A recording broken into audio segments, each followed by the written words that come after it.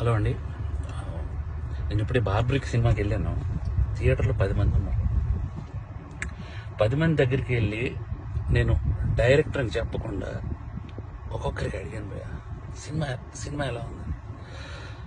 Cinema చాలా బాగుంది అన్నారు.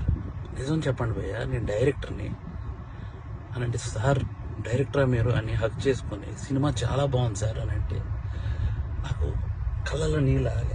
ఎందుకు మరి 10 మంది థియేటర్లో ఉన్నారు, 15 మంది థియేటర్లో ఉన్నారు, ఎందుకు నాకు అర్థం కాలేదు. అంటే ఏం చేస్తే వస్తారు? నేను ఇంత 2.5 ఏళ్ళు పిచ్చుకొక్కలా కష్టపడ్డాను. 2.5 ఏళ్ళు. మీకు ఒకటి చెప్పాలి, నేను నిన్న సాటర్డే ఆఫీసులో చిన్న మనస్తాపం అయింది. థియేటర్కి ఎవరు రావట్లేదని చెప్పేసి ఇంటికి వెళ్ళాను. మా ఆవిడ సినిమా 4:40 షోకి వెళ్ళింది. నేను 5 o'clockకి ఇంటికి వెళ్ళిపోతున్నాను చెప్పాను. నువ్వు సినిమా చూసిరా, నేను ఇంటికి వెళ్తున్నాను అన్నాను భయ్య. మా ఆవిడ పరిగెత్తుకొని వచ్చేసింది భయ్య. నాకు అప్పుడు అనిపించిపోయింది, నేను ఎక్కడ మనస్తాపానికి చెంది ఆత్మహత్య చేసుకుంటారేమో అని వచ్చేసింది భయ్య.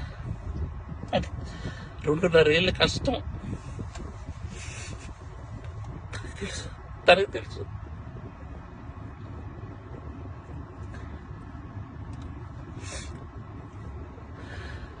మలయాళం కంటెంట్లు, మంచి కంటెంట్లు చూస్తారు థియేటర్లో అని చెప్పి చేశాను భయ్య. నేను కాన్ఫిడెన్స్తో ఒక మాట అన్నాను భయ్య జనాలందరికీ, సినిమా కానీ మీకు నచ్చకపోతే నా చెప్తే నేను కొట్టుకుంటా అన్నా. నా చెప్తే నేను కొట్టుకుంటా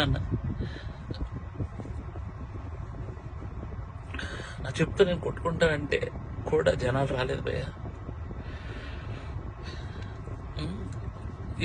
నాకు అర్థం కావట్లేదు, ఇప్పుడు జనాలు రావట్లేదు అని అంటే ఏంటి అర్థం?